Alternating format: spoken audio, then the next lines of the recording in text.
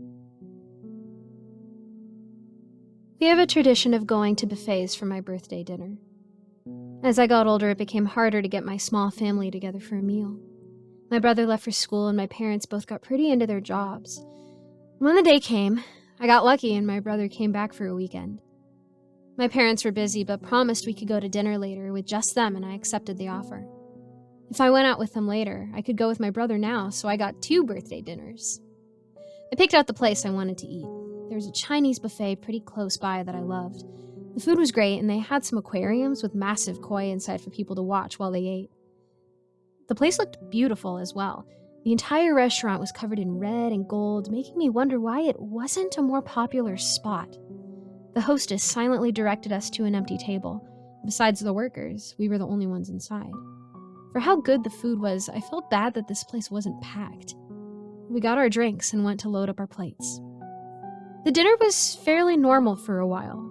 I roasted my brother in the way only a little sister could.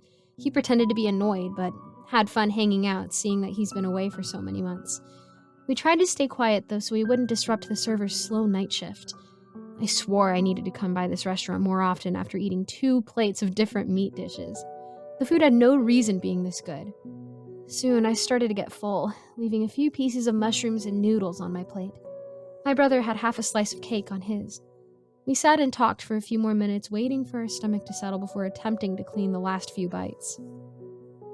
As we talked, someone else came in and sat at a table near ours. I glanced over at him, unable to help myself. I've never seen a person like him before. His skin dark, but hair golden. His eyes a bright blue, almost white. It made them look fake, and I didn't know why someone would wear colored contacts to go out for dinner alone. The waitstaff suddenly started to act weird. They whispered something to the man sitting down and nodded towards us. I met my brother's eyes to see if he wanted to leave or stay to watch what this was all about. The man said something in a low voice I couldn't make out and waved off the waiter's concerns. The waiter gave us an almost scared look for half a second and then hurried away. I looked around to see that almost everyone working in the place suddenly started to hover nearby. The man dressed in a dark red vest with gold pinstripe threads. His shirt buttoned up all the way up to his chin, making his neck look stiff. He rolled up his shirt sleeves to the elbows in such a neat way and buttoned them in place with glittering golden buttons. We both did our best not to stare, finding it hard. He didn't seem to notice the other 2 people looking at him. The stranger sat stiff and proper, waiting for something. The server came over with 2 plates in his hand, piled with stir-fried rice and some sweet and sour chicken. I gave my brother another look, wondering who this guy was that made him so important a buffet server would bring food to him. The plates were set down and the man started to eat, and then more servers came over. My mouth dropped open as more plates were set down. Soon, the entire table was covered with dishes, overloaded with different kinds of food. I couldn't finish even a plate and a half of what had been placed down in front of this man. Did this guy have friends coming by? No, the table he sat at only could hold 4 people. This was way more food than what 4 people could eat. In the time the plates had been set down, the man finished the first 2. He cleared the plates aside, and the server scooped them up for more to be set down in their place. This man wasn't big. He looked rail thin, and yet he already ate more than what myself and my brother did in 2 minutes after sitting down. We should have paid our bill and left, but we sat in our seats transfixed at the sight before us. We no longer tried to hide staring at this man eating. Another 4 plates set aside, and the servers were sweating. They were acting as if a wild animal had come inside but needed to act professional serving it.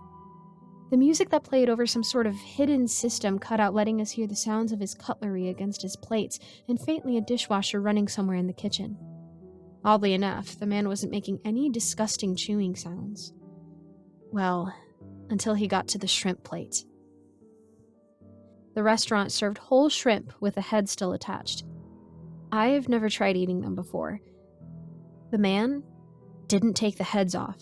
No, he just shoved the whole thing in his mouth, and I could hear the shells crunching as he chewed. I already lost track of how much food he'd eaten. I caught my brother's eyes again, and he mouthed a silent, "What the heck?" His face pale, and I assumed my own expression was the same look of horror. The strange man got served a plate of sweet and sour short ribs. They honestly were my favorite thing served at the restaurant, and I tensed up waiting to see if he ate them the same way he ate the shrimp. Shells were one thing, but bones? There was no way he was going to eat the bones. We both stared, mouths open as he ate through the pile with no issue, bones and all. The sound of his teeth cracking against the ribs, the only thing echoing inside the restaurant. This was insane. There was no way someone could eat like this. We had a chance to just leave. I doubted the owners would care if we fled without paying our bill by then. There was no way to figure out how much he ate with all the empty plates being taken away. We lost track of time, but I think it wasn't very long. This man ate more than what some people did in 6 months in under an hour. Finally, all the plates were removed and replaced by clean, empty ones covering his table. He turned his head to meet our gazes. I nearly screamed, having the set of bright eyes on us. We both froze, unable to move when he stood up, adjusting his vest. Even after eating so much, he didn't make a mess. No drips of sauce on his vest or at the corners of his mouth. He took a few steps to come over to our table, a smile on his face that made my body want to fold into itself.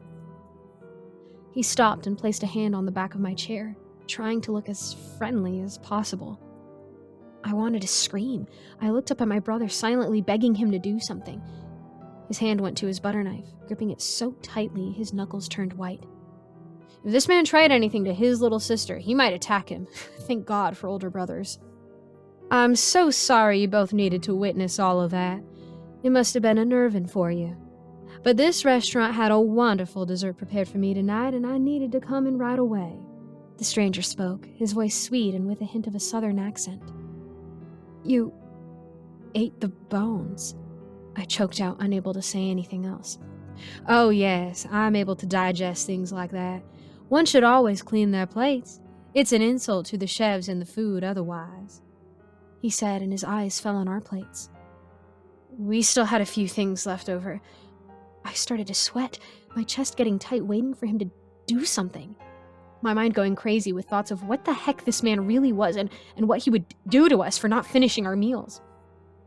But I suppose a few pieces left behind isn't the end of the world. After all, you did see something a bit strange. It's understandable not to finish your dinner with your upset stomach. I'll pay for your meals as an apology.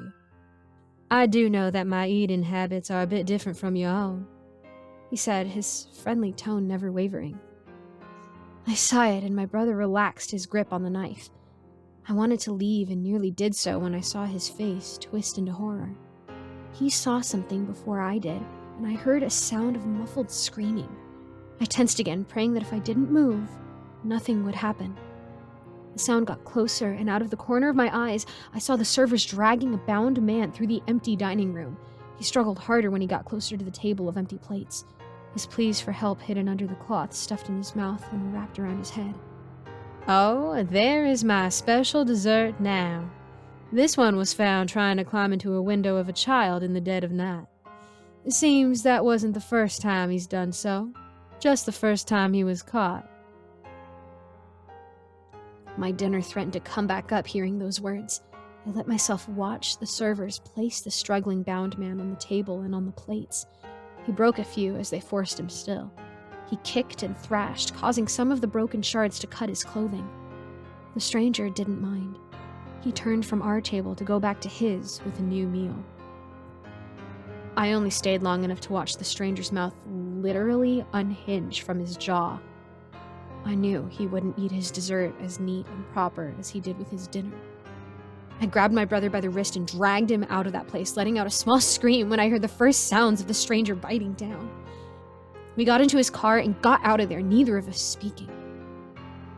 We didn't even notice my brother accidentally stole the butter knife until we got home. We threw it out, not wanting the thing in the house. It took hours for either of us to finally speak to each other. Do you want to go to the movies instead of dinner for your birthday next year?